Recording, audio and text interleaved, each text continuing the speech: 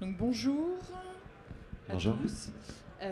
Bienvenue sur ce plateau télé Bien-être au travail, cultivez vos talents. Donc on a le plaisir d'accueillir Alexandre Pachulski, que je vais laisser se présenter tout à l'heure, cofondateur de Talentsoft, écrivain aussi, un blog, un livre, j'ai lu, j'ai révisé. Et puis Olivier Turini, PU1 à Marseille, qui se présentera aussi. Voilà, je vous laisse vous présenter.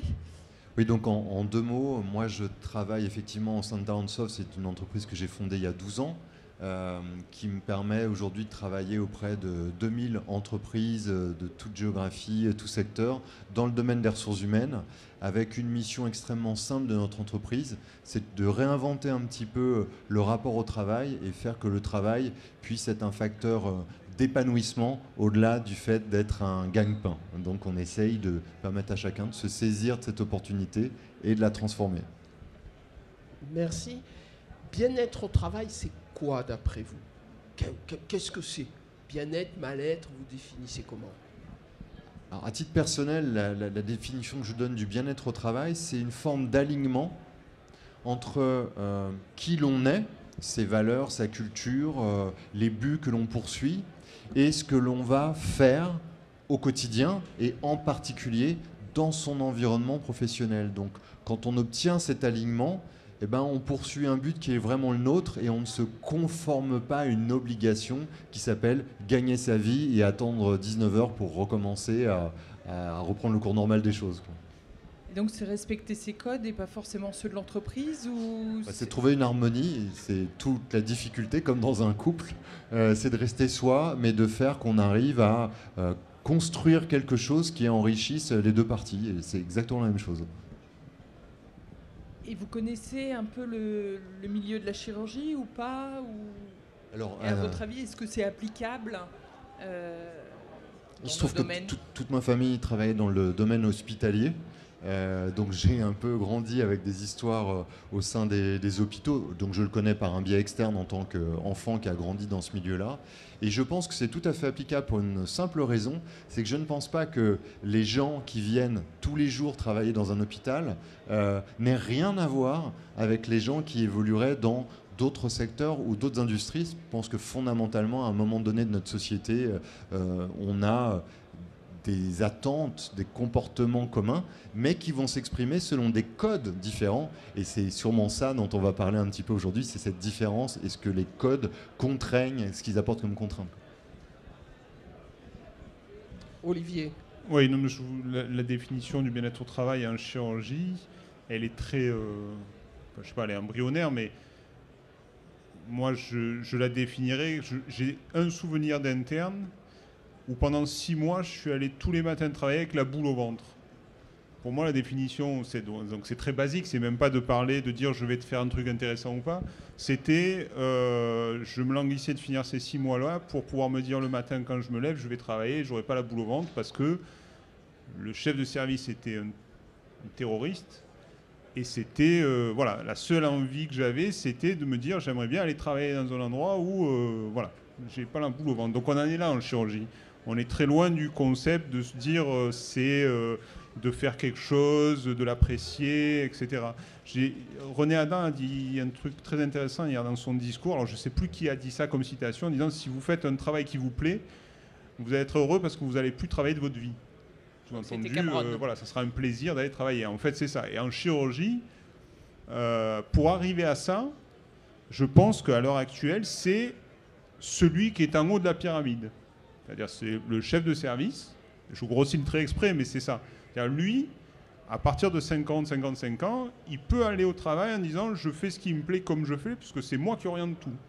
Mais tous ceux qui sont en dessous, soit sont avec quelqu'un qui va les entraîner et avec qui ça va bien se passer, soit vont subir sa façon de travailler et donc ne seront jamais dans cette disposition-là. Et pendant 20-30 ans qu'ils vont mettre pour arriver à ce poste-là, s'ils y arrivent un jour, le bien-être au travail, c'est loin, quoi. Donc en fait, c'est une histoire de personne, plus que parce qu'on choisit Toujours. notre métier à peu près. Donc, En chirurgie, d'après moi, c'est tout part de la tête. C'est-à-dire que si la tête est bienveillante, ça se passe bien. Si la tête n'est pas bienveillante, même si elle pense qu'elle l'est, ça se passe pas bien, quoi. Alexandre.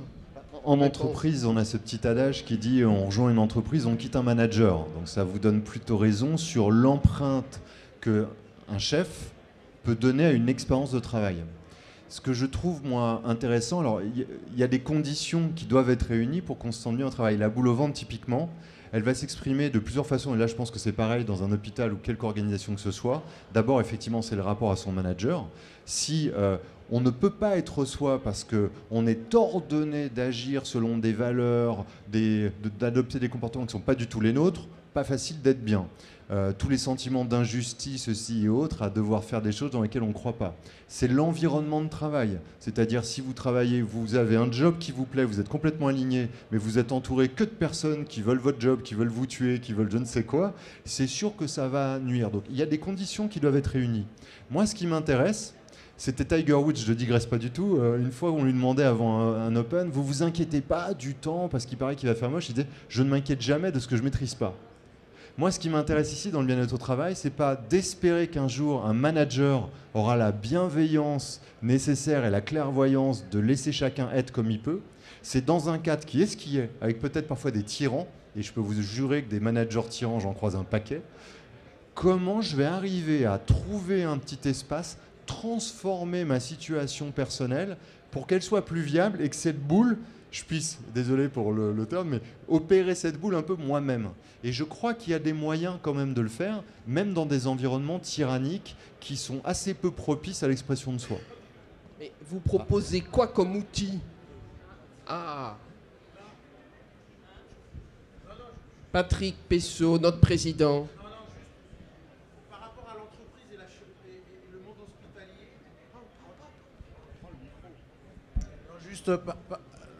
là, ce que j'entends la discussion, c'est le monde. Alors, je me fais peut-être une mauvaise image justement de l'industrie et du monde par rapport au monde hospitalier. Mais le haut de la tête de l'industrie, il y a un patron, il y a des chefs de BU. Et si on fait la même chose, nous, on a les chefs de service et les chefs de BU, et puis on a un directeur d'hôpital. Le directeur d'hôpital n'a aucun contrôle d'impulsion de ce genre de choses au niveau des services. Donc en effet, tout repose sur le chef de service. Donc on n'a pas de grands managers qui voudraient impulser les choses. Et on a des tyranniques ou des, comment tu as dit, terroristes, qui sont autonomes et qui envoient même chier le chef le directeur. Voilà. Donc on a une organisation qui n'est pas tout à fait la même. Donc comment impulser le chose? Alors si je peux me permettre, du haut de mes 20 ans d'entrepreneuriat et de RH, je n'ai jamais vu de ma vie, à part quelques très rares exceptions, des dirigeants qui... Moi, on est 600 dans mon entreprise. D'accord ? Quand on a créé la boîte, on était 3, aujourd'hui on est 600. Je viens vraiment tous les matins avec cette volonté de proposer une alternative à toutes mes collaboratrices et mes collaborateurs sur ce qu'elles travaillent. Et je peux tristement vous affirmer qu'avec toute la bonne volonté qui est la mienne et mes milliards de défauts, ça n'a pas une incidence directe parce qu'aujourd'hui, le fait que des managers écoutent de façon béate un dirigeant d'entreprise, ça n'existe plus nulle part. La question qui est posée, c'est... Alors, en tout cas, je peux vous le dire pour l'entreprise. Vous avez donc bien fait de m'inviter parce que je vous assure que ce que je vous dis est vrai. Ce qu'un dirigeant va impulser, ce que je vais pouvoir impulser, c'est ce dont je suis témoin. J'ai le droit, je suis légitime pour faire des remarques. Mais la vie des collaborateurs dépend de l'équivalent des chefs de service. C'est un manager qui incarne l'inculture. Et c'est bien le problème de l'entreprise. C'est qu'en fait, vous êtes recruté par des gens pour rejoindre un groupe, mais en fonction, même sur l'entretien de recrutement, sur quel manager vous tombez, vous pouvez avoir l'impression, avec 5 managers, de tomber dans 5 entreprises différentes. Et je peux vous assurer qu'il y a des gens grassement payés pour parler de marque employeur, maintenir des sites web, gérer les médias sociaux. Au finish, la réalité de votre expérience, c'est le manager qui l'a construit. Mais je trouve que c'est une excellente nouvelle. Parce que faire changer une personne pour que ça impulse la vie de 600 autres, c'est comme jouer au loto. Je préfère 1000 fois plus que la responsabilité soit distribuée et que des chefs de service puissent, à eux tout seuls, un peu comme des intrapreneurs, influer la vie de leur service. Problème, qui va faire changer qui dans cette histoire? Et c'est ça qui est un peu posé, à mon avis, chez vous. Le problème, c'est pas ça. Le problème, c'est qu'il faut être conscient qu'il faut changer. Parce que quand vous discutez avec un chef de service, pas forcément un chef de service, ou un chirurgien dans un service qui a un peu d'emprise sur les autres, il n'a aucune conscience que son fonctionnement n'est pas approprié. Parce que sinon, ça serait trop beau. On est dans une discipline où on est un peu... Normalement, c'est des gens un peu, j'allais dire, intelligents ou instruits. Si on voit qu'on fait fausse route, on va changer. Mais il n'y a pas cette conscience. C'est-à-dire, si vous lui dites... le mode de fonctionnement d'un service de chirurgie, il peut être différent de ça. C'est pas parce qu'on fonctionne depuis 300 ans sur ce modèle-là, pyramidal, tyrannique, quand on est à l'excès, il y a un autre mode de fonctionnement qui est non tyrannique, etc. Bien, complètement fou, à côté de la plaque. Donc pourquoi est-ce que je changerais alors que je ne suis pas convaincu du changement? Il faut qu'il ait des signaux pour penser que ça ne va pas. Si les signaux, c'est à la fin, je me retrouve seul à 65 ans, c'est un peu tard. Parce que c'est ça la réalité. Ces services-là, ça se termine avec 2-3 collaborateurs. Et à la fin, quand le tyran finit par partir, il ne reste plus rien, et voir un service en décrépitude, et voilà. Mais c'est trop tard. Alors, pour aller plus loin, juste une question à Alexandre direct. Et pour rebondir sur ce que vient de dire Olivier, dans ce cas-là, est-ce qu'il ne faudrait pas, avant toute nomination, désignation de leader, de responsable, une formation particulière en direction, justement, de l'équipe? L'entreprise ne parle que de ça aujourd'hui. En gros, un manager en entreprise, depuis toujours, c'était quelqu'un qui était bon dans un domaine, et pour le promouvoir, il devenait manager. Et il n'y avait pas d'autre forme de reconnaissance. On devient chef et on peut commencer à brailler des ordres sur tout le monde parce qu'on a assez bien bossé pendant assez longtemps et qu'on était bon dans ce qu'on faisait. Le problème, ce qui ne fonctionne plus, c'est que pour 1000 raisons, et je vous rassure, on ne fera pas café du commerce, les gens aujourd'hui, en venant le matin bosser dans une planète dont on dit on n'est pas sûr qu'elle s'écroule pas rapidement, avec on va bosser de plus en plus longtemps, je ne crois pas que vous êtes surpayés dans les hôpitaux. À un moment donné, on se lève en disant c'est quoi l'intérêt que je fasse tout ça et que je constate ma vie pour qu'on me gueule dessus tous les jours et que j'ai pas la moindre reconnaissance. Les gens ont envie qu'à un moment donné, on leur rende un petit peu quelque chose. Et que ce soit dans les hôpitaux ou que ce soit ailleurs, ils vont trouver ça précisément dans cette idée de dire je vais être un petit peu respecté dans ce que je peux apporter. Et donc, pour revenir à ce que vous disiez, sur cette prise de conscience, je peux vous assurer qu'un manager qui a bossé pendant 20 ans, qui a avalé des couleuvres et qui peut enfin cheffer et brailler des ordres sur tout le monde, il ne va pas poser le micro en disant « Et maintenant, je vais vous écouter parce que j'ai envie que vous vous épanouissiez au travail. » Ben non, il n'a pas fait tout ça pour ça. Et donc, ce n'est pas différent des hôpitaux. Je ne sais pas si un deuxième mythe tombe, mais je peux vous jurer que ce n'est pas différent. Le but, c'est que quand personne vient dans son équipe, quand les chiffres ne sont pas là, quand dans votre cas, il y aura des erreurs médicales, parce que l'atmosphère est dégueulasse, les gens sont épuisés et ils sont plus motivés comme ils l'étaient, à un moment donné, il faut que peut-être vous, Olivier, qui semblait en tout cas un peu plus conscient de l'intérêt de le faire, mettiez quelque chose en place, parce qu'en entreprise, comment les choses changent quand des managers se saisissent d'un sujet, et je ne vais pas dire que c'est les gilets jaunes, mais le changement en entreprise, c'est des gilets jaunes tous les jours qui à un moment donné posent le stylo, se réunissent en disant « faut arrêter les conneries ». Les indicateurs, c'est un problème d'indicateurs.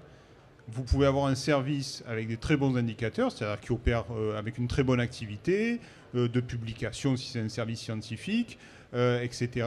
Donc les indicateurs sont bons, sauf que les gens à l'intérieur ne sont vraiment pas confortables.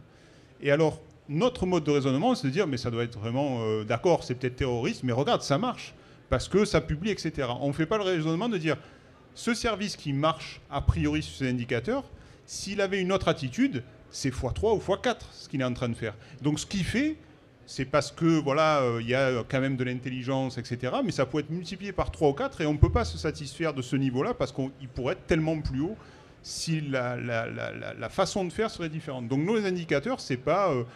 moi j'en connais, des services qui marchent très bien. Quand vous regardez superficiellement, vous dites qu'il y a de l'activité, ça publie, il y a des élèves partout, etc. Mais à côté de ce que ça pourrait être, s'il y avait vraiment une prise de conscience, c'est... voilà, on est très loin, quoi.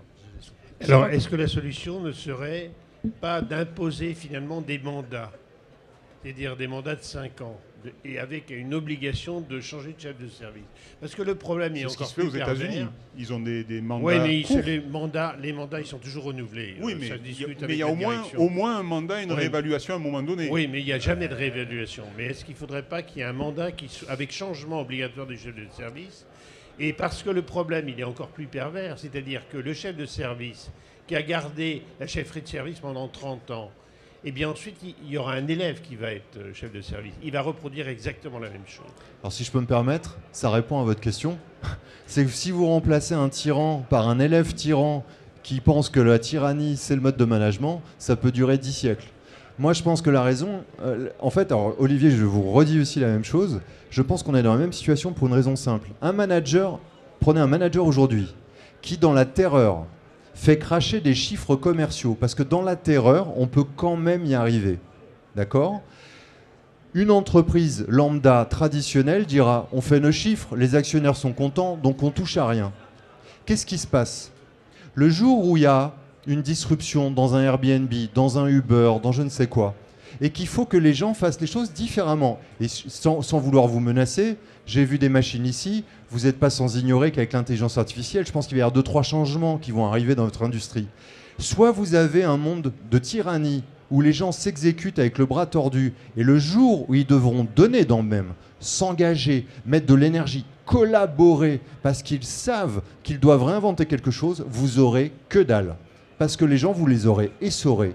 Et toutes les entreprises dans lesquelles ils ont su se réinventer, c'est des gens qui venaient le matin concernés par ce qu'ils faisaient. Et les indicateurs, il faut les changer. Alors changer, ça veut dire quoi ? Ça veut dire que quand vous parlez de l'épanouissement au travail, aujourd'hui, il y a des métriques très sérieuses. Je peux vous pousser des dizaines d'études qui montrent le lien entre la productivité, le chiffre d'affaires et l'épanouissement. Donc il faut mettre de nouveaux indicateurs en avant et que des gens comme vous, qui êtes peut-être déjà convaincus, fassiez valoir. Et donc on parle bien de militer, on parle bien d'activisme. C'est de dire, à force de chiffres et pas de croyances candides et naïves, quand on fait ça à tel endroit, on a fait une étude et regardez, c'est plus efficace. Donc maintenant, pour revenir à mon exemple, c'est bien de faire ces chiffres, mais on doit faire ces chiffres autrement pour qu'on les fasse plus longtemps et que le jour où il y ait une disruption, on puisse encore les faire, voire mieux, parce que les gens seront présents et on n'aura pas tout cassé.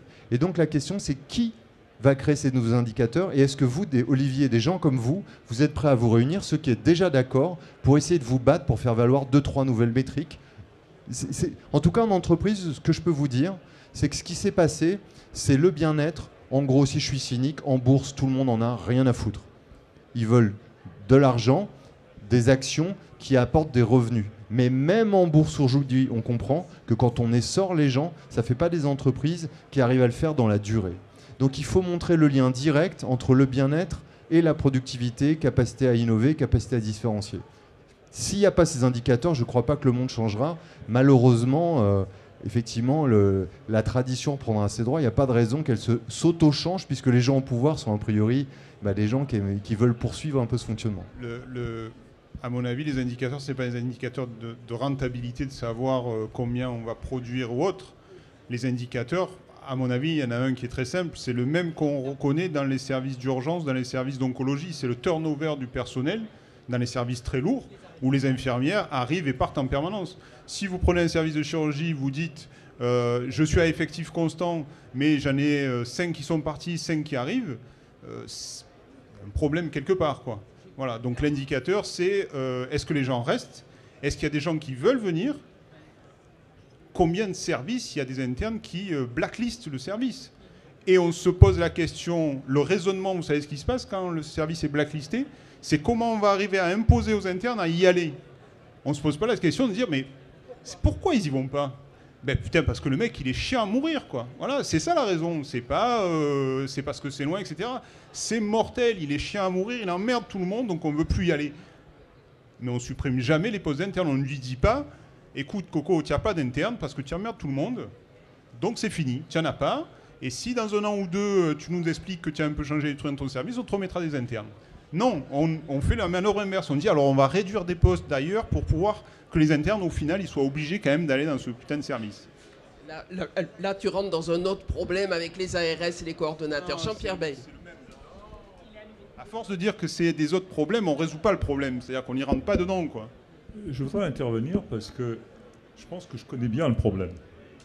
J'ai connu la souffrance au travail au plus haut qu'on puisse l'exprimer. J'ai fait 2 jurisprudences de Conseil d'État sur la souffrance au travail, qui sont des souffrances intrinsèques à un service, c'est-à-dire un patron ou des patrons qui font souffrir des gens. Et actuellement, je suis chef de service, je dirige quelque chose, donc après ces jurisprudences, j'ai rebondi. Et je connais un autre niveau de souffrance au travail, qui est finalement la gouvernance hospitalière. La gouvernance hospitalière, responsable mais pas coupable. Moi, j'aime bien être responsable et coupable. Et actuellement, vous avez les mandarins, comment dirais-je, médicaux que j'ai connus, sont remplacés par des mandarins administratifs. C'est pire. C'est pire. Qui gouverne? Le chef de pôle? Le chef de service? On est en permanence devant des injonctions paradoxales. On vous dit, il faut faire du soin. Vous êtes la souffrance, vous l'avez parce que on vous demande des chiffres de la productivité, on vous coupe les moyens.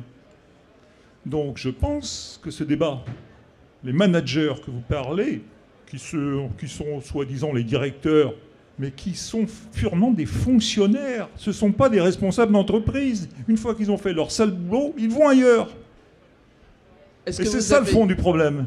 Est-ce que vous avez une réponse sur ce problème des injonctions paradoxales? Moi, vous savez, depuis le début, je me dis que vous êtes tous prêts pour venir bosser en entreprise, hein, si la chirurgie, ça vous plaît plus. Parce que vous, déjà, je peux vous inviter à un congrès RH, parce qu'en fait, vous venez de parler des 2 choses qui animent 80% des congrès RH depuis 10 ans. Ça s'appelle rétention et attractivité. Donc ce sont 2 indicateurs que l'on suit pour connaître la santé d'une équipe. Donc Olivier, vous avez mentionné ces indicateurs, je pense qu'il n'y a pas de différence là-dessus, parce qu'au-delà de tout ce qu'on peut raconter, soit les gens ont envie de venir, soit pas. Soit ils restent, soit pas. Et le reste, c'est la gesticulation. Et pour revenir sur ce que vous dites, monsieur, je pense que la gouvernance en entreprise, ne croyez pas... Alors moi, je peux même vous dire, j'ai fait l'erreur dans ma propre entreprise de vouloir que les managers soient des intrapreneurs. Mais je crois qu'on n'est même pas éduqué, en tout cas en France, dans notre système scolaire, pour prendre cette autonomie, cette responsabilité, cette prise de risque, l'attention à l'autre, l'empathie. En fait, un manager, j'y reviens, c'est juste quelqu'un qui était bon dans son domaine, et du coup, maintenant, il a le droit de donner des directives. Mais je vous prie de croire que, et dans ma propre entreprise, je suis le patron de cette boîte, plus les actionnaires me demandent, mais mes moyens, ils diminuent. On a fait une levée de 50 millions, et j'ai pas forcément plus de moyens que quand je fais des levées de 500 000 euros. Et je demande à mes managers de faire plus. Est-ce que je suis un tyran? Non, mais j'ai la même pression. Seulement la différence, pour revenir, je suis obligé de ne pas m'arrêter là, parce qu'on va croire que je suis juste un tyran si je ne termine pas mon chapitre. Qu'est-ce que j'essaye de faire justement dans le contexte que vous décrivez, monsieur, qui n'est pas différent? C'est simplement de me dire, il y a tous les leviers que je n'ai pas.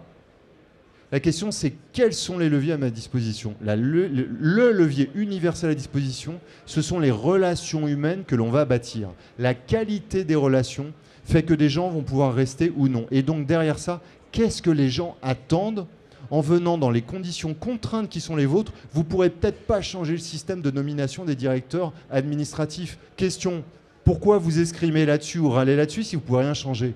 Dans ce cadre-là, qu'est-ce que vous pouvez changer?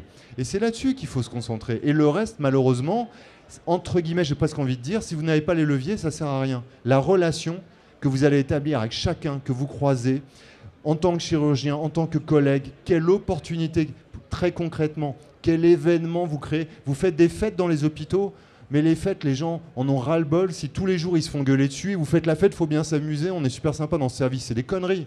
En fait, la réalité, c'est que la relation, c'est au quotidien qu'elle se vit. Les gens n'attendent pas des fêtes et n'ont pas besoin de vous pour faire la fête.